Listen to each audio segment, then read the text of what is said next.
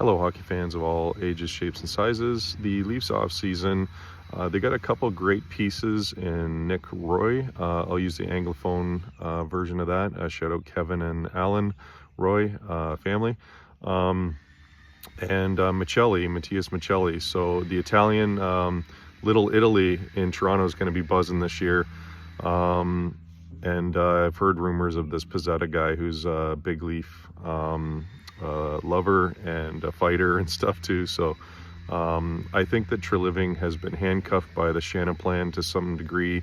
Mitch was kind of tapped on the shoulder a couple years ago. Hey, you might be next to be booted out of town here and traded. So he set a course to change his plan.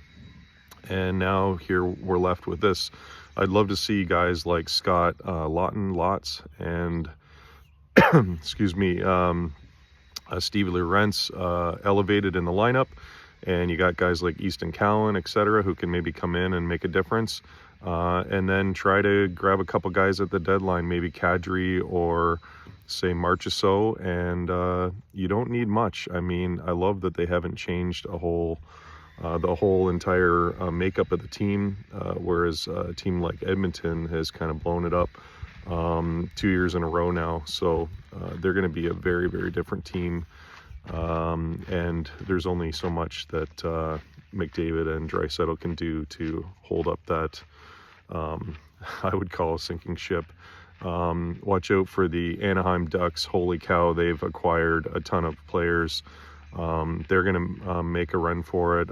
As far as Florida, they're just running it back, rolling up the wagon, and going to give her another go. So as I talked before, the Huberdeau deal, it didn't take much to get Florida to change their DNA a little bit. And, I think that Morgan Riley can take a step up for the Leafs, hopefully, and cover that. Maybe they try to acquire a guy like Erik Karlsson at the deadline too, to put him over the top, and probably can't keep him with the cap stuff, but you never know.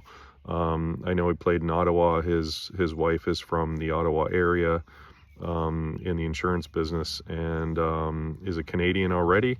So there's ties to Canada there, and the Leafs are such a storied franchise. So I'm sure that Karlsson would love to put on that jersey. At least I don't know him that well, but maybe. So I see teams like I said, Anaheim. The Kings are trying to batten the hatches that against a potential first round with Edmonton again. And I'm going to go on the record again and say that I think LA will beat them if they play them in the first round. Dallas is an interesting one. I think the Jamie Benn massive hometown discount was huge to keep a few guys in there like Matt Duchene, etc. He signed a sweetheart deal after getting his buyout. He obviously loves it there. I really wanted him as a Shark, because the Sharks really need that 2C, 3C kind of guy. Now for the Sharks, I see them immediately in the headlines, guys like Orlov and Leddy, etc. What are they going to do with Ferraro's contract? Are they going to renew him? And now Ferraro's got guys that are kind of going to be ahead of him in the depth chart. What is he going to want for his next contract? If he's going too high, maybe they'll look to move him. I don't know. I love Ferrari in the locker room. He's an amazing guy. Great personality. So some people have him for captain, but I clearly think Celebrini's going to get it out of camp, most likely, or maybe the first month or two in.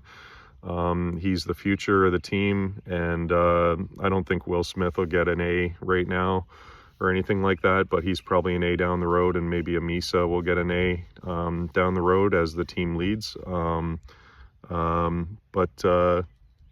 Yeah, I like what the Sharks are doing. I really think that the defensemen like Henry Thrun or Jack Thompson or Mook Mandulin, they're going to have to be very, very patient with their development plans. And I think that them spending some extra time simmering in the AHL, you got so many talented guys like Quentin Musty, or just Must, as Selly calls him. You got Misa there. I guess he'd probably be going to NCAA, or I think he's gonna maybe make the team right out of camp, unless because I guess the other thing too is, like, I was looking at guys like Brock Besser and many guys signed with their existing teams, and I feel I listened to Treliving's comments on Real Kipper and Bourne, and I totally agree that everybody's kind of staying put. Standing pat, or whatever, if you say it that way.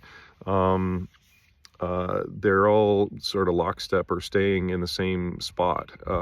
As the cap goes up, I see it's kind of the summer of the middle six. So all these guys who maybe have been left behind, or rug pulled the carpet out from underneath them.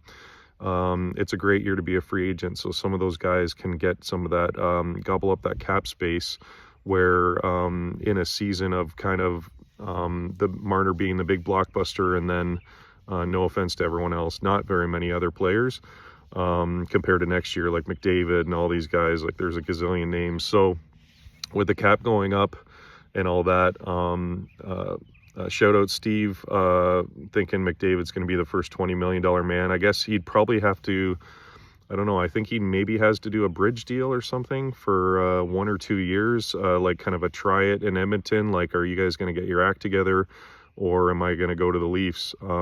So I kind of surmise that, McDavid for Matthews straight up would kind of make sense, or something like that. But in the situation of if McDavid's leaving, they're going to have to settle for a lesser player than Matthews. And could you imagine Matthews setting up, McDavid setting up Matthews? That'd be nuts. And then what was else I going to say? I think that's everything.